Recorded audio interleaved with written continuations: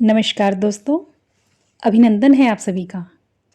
आज जो कहानी आपके लिए लाई हूँ उसका नाम है चालाकी और इसके रचनाकार हैं मुंशी प्रेमचंद जी। कहानी शुरू करती हूँ।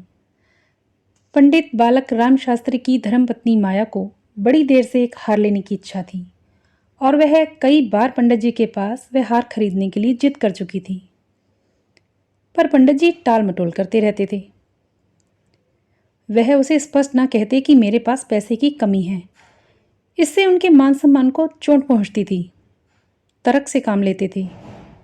गहनों का कोई लाभ नहीं, एक तो धातु बढ़िया नहीं मिलती, उस पर स्वर्णकार रुपयों के 8 आने कर देता था।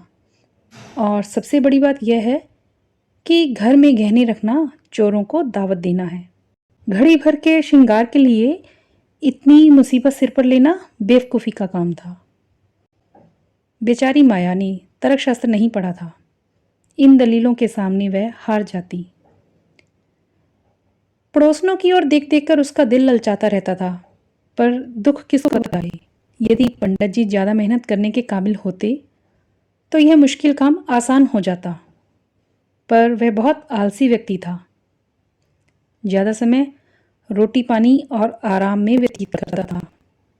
पत्नी की अच्छी बुरी सुननी स्वीकार थी, पर नींद की मात्रा में कमी नहीं कर सकते थे। एक दिन पंडित जी स्कूल से पढ़ाकर आए तो देखा कि माया के गले में सोने का हार चमक रहा है। हार की चमक से उनके मुख की चमक दोगुनी हो गई थी। उन्होंने उसको कभी इतना सुंदर नहीं समझा था। पूछा, यह हार किसका है? माया कहने लगी, पड़ोस में जो बाऊजी रहते हैं उनकी पत्नी का है। आज उनको मिलने गई थी, यह हार देखा, बड़ा पसंद आया, आपको दिखाने के लिए डालकर आ गई। बस ऐसा ही एक हार मुझे भी बनवा दो। पंडित, दूसरे की वस्तु यूं ही मांग लाई? कहीं चोरी हो जाए तो? हार का हार बनाना ही पड़ेगा, ऊपर से बदनामी भी। माया, मैं तो ऐसा ही हार लूंगी, 20 तोले का है। पंडित, फिर वही जिद। माया, जब सभी डालती हैं तो मैं क्यों न डालूं? पंडित, सभी कुएं में गिर पड़ेंगी तो तुम भी कुएं में गिर पड़ोगी, जरा सोचो। इस समय इस हार की बनवाई 6 रुपये लगेगी और 1 रुपया दर सैकड़ा ब्याज रख लिया जाए तो 5 वर्षों में 6 रुपये की लगभग 1000 रुपये हो जाएंगे। पर 5 वर्षों में मुश्किल से तेरा हार मात्र 300 रुपये का रह जाएगा। इतना नुकसान उठाकर भला हार डालने का क्या सुख? यह हार वापस करो, रोटी खाओ और आराम से सो जाओ। यह कहकर पंडित जी बाहर की ओर चले गए। रात को एकदम माया ने शोर मचा दिया और कहने लगी, चोर चोर, हाय घर में चोर, मुझे धकेल कर लिए जा रहा है। पंडित जी एकदम उठे और कहने लगे, किधर किधर, भागो भागो। माया, मेरी कोठड़ी में घुसा है, मैंने उसकी परछाई देखी थी। पंडित, लैंप लाओ, जरा मेरी लाठी पकड़ कर लाओ। माया, मुझसे तो डर के मारे उठा नहीं जा रहा। कई आदमी बाहर से बोले, किधर है पंडित जी, किसी ने सेंध लगाई है क्या? माया, नहीं नहीं, कच्ची छत से नीचे उतरे हैं। मेरी आंख खुली तो कोई मेरे पर झुका हुआ था। हे राम, वह तो हार ही ले उड़ा, डालकर सो गई थी, हरामखोर ने गले में से उतार लिया। हाय भगवान। पंडित, तुमने हार उतारा क्यों नहीं था? माया, मुझे क्या पता था कि आज ही ये मुसीबत आ पड़ेगी। हाय भगवान। पंडित, अब हाय हाय करने से क्या होगा, अपने भाग्य को रोए जाओ। इसलिए कहता था कि समय सदा एक सा नहीं रहता, पता नहीं कब क्या हो जाए। अब आई समझ में मेरी बात? देखना कहीं और कुछ तो नहीं ले गया। पड़ोसी लैंप लेकर आ पहुंचे। घर का कोना कोना छांट मारा, बाले देखे, छत पर चढ़कर देखा, आगे पीछे देखा, गुसलखाने में नजर मारी, चोर का कहीं पता नहीं चला। एक पड़ोसी, किसी भेदी का काम है। दूसरा पड़ोसी, बिना किसी भेदी के चोरी नहीं होती, और कुछ तो नहीं ले गया? माया, और तो कुछ नहीं ले गया, बर्तन सभी पड़े हुए हैं, ट्रंक भी बंद पड़ा है। हरामखोर ने लेकर ही जाना था तो मेरी और वस्तुएं ले जाता, बेगानी चीज़ थी।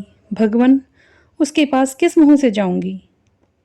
पंडित, अब गहनों का मज़ा ले लिया ना?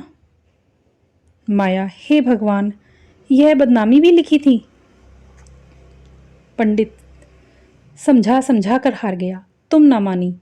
बातों बातों में 600 रुपये बर्बाद हो गई। अब देखेंगे भगवान कैसे इज्जत रखता है। माया, करम जले मेरे घर का एक एक तिनका भी उठाकर ले जाते तो मुझे दुख न होता। अभी तो बेचारी ने नया ही बनवाया था। पंडित, सब पता है, 20 तोले का था। माया, 20 तोले का ही तो कहती थी। पंडित, तबाह हो गया और क्या? माया, कह दूंगी घर में चोरी हो गई थी, क्या पता लगेगा। अब उनके लिए कोई चोरी करने थोड़ा ही जाएगा। पंडित, तुम्हारे घर से चीज़ गुम हुई है, तुम्हें ही देनी पड़ेगी। उनको इस बात से क्या मतलब कि चोर ले गया या तुमने उठाकर संभाल ली? माया, तो इतने पैसे कहाँ से आएंगे?